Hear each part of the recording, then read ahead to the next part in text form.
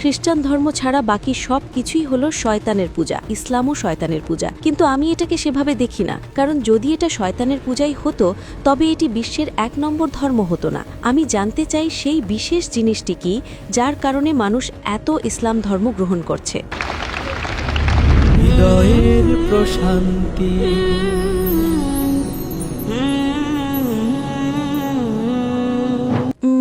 শুভ সন্ধ্যা doctor, আমার নাম রেভা এবং আমি একজন মনোবিজ্ঞানের ছাত্রী। 9/11-এর প্রশ্নটি আমার বোনের ছিল, কিন্তু আমি 9/11 নিয়ে কথা বলছি না। আমার একটি আলাদা প্রশ্ন আছে। আমার গলা কিছুটা ব্যথা করছে, তাই গলার স্বর বসে যাওয়ার আগেই আমি প্রশ্নটা দ্রুত করছি। অ্যাকচুয়ালি আমি একটি খ্রিশ্চান স্কুলে গিয়েছিলাম এবং সেখানে আমি খুব ভালো সংখ্যক সংকীর্ণ মনা মানুষের দ্বারা পরিবেষ্টিত ছিলাম। তাদের বিশ্বাস হলো খ্রিস্টান ধর্ম ছাড়া বাকি সব কিছুই হলো শয়তানের পূজা, ডেভিল ওয়ার্শিপ। তাই তাদের মতে সব কিছুই শয়তানের পূজা এবং তাদের কাছে ইসলামও শয়তানের পূজা। কিন্তু আমি এটাকে সেভাবে দেখি না, কারণ যদি এটা শয়তানের পূজাই হতো তবে এটি বিশ্বের ১ নম্বর ধর্ম হতো না। সুতরাং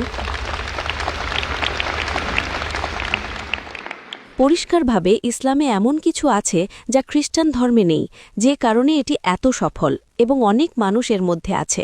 তাই আমার প্রশ্ন হল, আমি জানতে চাই সেই বিশেষ জিনিসটি কি যার কারণে মানুষ এত ইসলাম ধর্ম গ্রহণ করছে।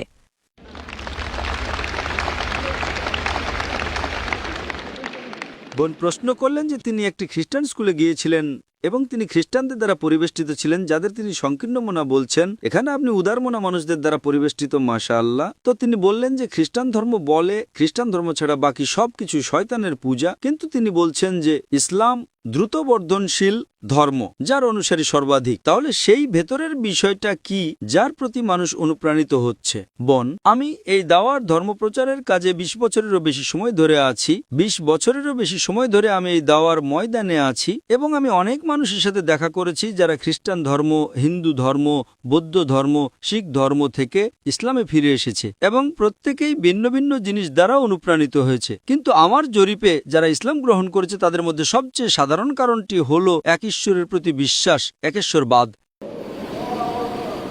অন্য লোকেরা তাত্ত্বিকভাবে বলে ঈশ্বর এক এবং অদ্বিতীয়, কিন্তু বাস্তবে তারা তা পালন করে না। খ্রিস্টান ধর্ম এক ঈশ্বরে বিশ্বাস করতে বলে, কিন্তু তারা বলে পিতা, পুত্র এবং পবিত্র আত্মা। তারা একের কথা বলে, কিন্তু তারা বাস্তবে ত্রিতত্ত্ববাদে, ট্রিনিটিতে বিশ্বাস করে। তাই ইসলামই একমাত্র ধর্ম যা তাওহীদ বা একেশ্বরবাদের কথা বলে এবং তা চর্চা করে। তাই এটি একজন ব্যক্তিকে এক সত্য ঈশ্বর, একাত্মবাদ সম্পর্কে অনুপ্রাণিত করে এবং অন্যান্য ধর্মের মতো নয়, যেখানে আপনি দেখতে পান যে আপনারা জানেন ঈশ্বররা নিজেদের মধ্যে যুদ্ধ করছে, এক ঈশ্বর অন্য ঈশ্বরের সাহায্য নিচ্ছে এবং শয়তান ঈশ্বরকে পরাজিত করতে পারে। এসব জিনিস একজন সাধারণ মানুষ অযৌক্তিক মনে করে। ঈশ্বর কিভাবে পরাজিত হতে পারেন? ঈশ্বর কিভাবে মারা যেতে পারেন? কিছু ধর্মে ঈশ্বর মারাও যান। তো যদি ঈশ্বর মারা যান তবে বিশ্ব কে শাসন করে? তো যখন আপনি এসব জিনিস দেখেন, যৌক্তিকভাবে মানুষ সাধারণত অন্ধভাবে অনুসরণ করে। এই অন্ধ বিশ্বাসগুলো ইসলামে নেই। তাই কোরআন বলে তারা কি বোঝে না? এটা বোধসম্পন্ন মানুষদের জন্য। এমনকি আমার আলোচনাতেও আমি বলেছিলাম যে সর্বশক্তিমান ঈশ্বর আকাশ এবং পৃথিবী সৃষ্টি করেছেন এবং রং এবং ভাষা তৈরি করেছেন। নিশ্চয়ই এটি তাদের জন্য নিদর্শন যারা বোঝে। কোরআন এমন একটা বই যা যুক্তিকে সন্তুষ্ট করে। আজকে মিডিয়া ইসলামের বিরুদ্ধে থাকা সত্ত্বেও আপনি কল্পনা করতে পারেন সেই ক্ষমতা, বিলিয়ন এবং ট্রিলিয়ন ডলার তারা ইসলামের বিরুদ্ধে ঢালছে একে ছোট করার জন্য। তবুও এটি দ্রুততম ধর্ম। তাই এটা একটা অলৌকিক কথা। আল্লাহ সুবহানাহু ওয়া তাআলা কোরআনে সূরা আল ইমরান অধ্যায় নম্বর ৩ আয়াত নম্বর ৫৪-তে বলেছেন, তারা পরিকল্পনা এবং চক্রান্ত করেছিল এবং আল্লাহ পরিকল্পনা করেছিলেন, আর আল্লাহ সবচেয়ে উত্তম পরিকল্পনাকারী। তো এইভাবে প্রধান কারণটি হলো ইসলাম সবচেয়ে যৌক্তিক ধর্ম। কিছু নির্দিষ্ট বিষয় থাকতে পারে যেটা তারা মনে করতে পারে, ও এটা খারাপ, এটা ওই রকম। কিন্তু যখন তারা এর কাছাকাছি আসে, যেমন আজকে ইসলামকে অপবাদ দেওয়া হয়। একটি হলো তন্ত্রবাদ, দ্বিতীয়টি হলো এতে নারীর কোনো অধিকার নেই।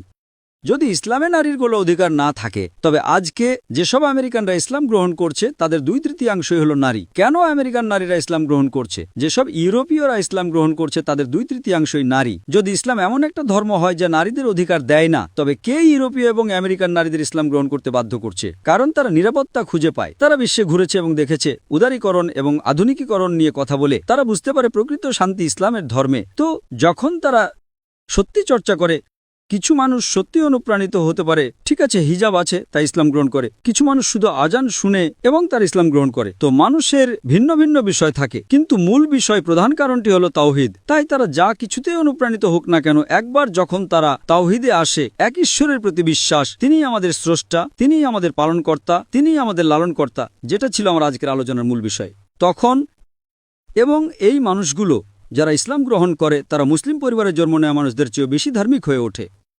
বোন, আপনি কি বিশ্বাস করেন ঈশ্বর একজন? হ্যাঁ, আমি বিশ্বাস করি ঈশ্বর একজন। আপনি কি বিশ্বাস করেন মূর্তি পূজা ভুল? মাফ করবেন? আপনি কি বিশ্বাস করেন মূর্তি পূজা ভুল? হ্যাঁ। আপনি কি বিশ্বাস করেন নবী মুহাম্মদ সাল্লাল্লাহু আলাইহি সাল্লাম ঈশ্বরের রাসূল? আমি তাহলে কেন করছেন না? কারণ আমি এখনো অনুপ্রাণিত হইনি।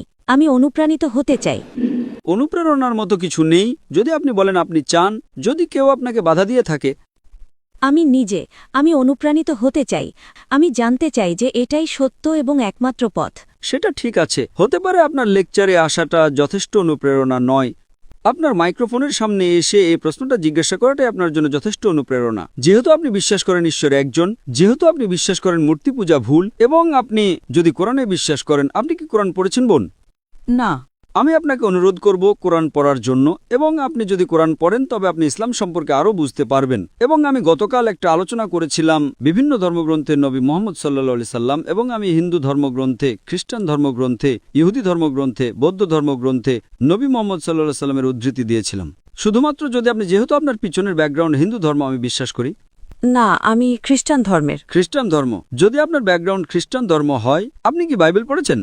হ্যাঁ, এটা আমার স্কুলে একটি বিষয় ছিল। ঠিক আছে, আমি আপনাকে শুধু রেফারেন্সগুলো দিচ্ছি। নবী মুহাম্মদ সাল্লাল্লাহু আলাইহি সাল্লামের ভবিষ্যৎবাণী ওল্ড টেস্টামেন্ট এবং নিউ টেস্টামেন্টেও করা হয়েছে। ওল্ড টেস্টামেন্টে তার ভবিষ্যৎবাণী করা হয়েছে বুক অব ডিউটেরোনমি অধ্যায় নম্বর 18 আয়াত নম্বর 18, বুক অব ডিউটেরোনমি অধ্যায় নম্বর 18 আয়াত নম্বর 19, বুক অব আইজায়া অধ্যায় নম্বর 29 আয়াত নম্বর 12, সংস অব সোলোমন অধ্যায় নম্বর 5 আয়াত নম্বর 16। বিস্তারিত জানতে আপনি আমার ভিডিও ক্যাসেট দেখতে পারেন। নিউ টেস্টামেন্টেও তার ভবিষ্যৎবাণী করা হয়েছে গসপেল অব জন অধ্যায় নম্বর 14 আয়াত নম্বর 16, গসপেল অব জন অধ্যায় নম্বর 15 আয়াত নম্বর 26, গসপেল অব জন অধ্যায় নম্বর 16 আয়াত নম্বর 7, পাশাপাশি গসপেল অব জন অধ্যায় নম্বর 16 আয়াত নম্বর 12 থেকে 14 পর্যন্ত। আমি আপনাকে সংক্ষেপে একটা ভবিষ্যৎবাণী দিচ্ছি। যীশুখ্রিস্ট আলাইহিস সালাম গসপেল অব জন অধ্যায় নম্বর 16 আয়াত নম্বর 12 থেকে 14তে বলেছেন, তোমাদেরকে আমি আরো অনেক কিছু বলতে চাই, কিন্তু এখন তোমরা তা সহ্য করতে পারবে না। কিন্তু যখন সে সত্যের আত্মা আসবেন, তিনি তোমাদের সমস্ত সত্যের পথে পরিচালিত করবেন। তিনি নিজের থেকে কিছুই বলবেন না, তিনি যা শুনবেন তাই বলবেন, এবং তিনি আমাকে মহিমান্বিত করবেন।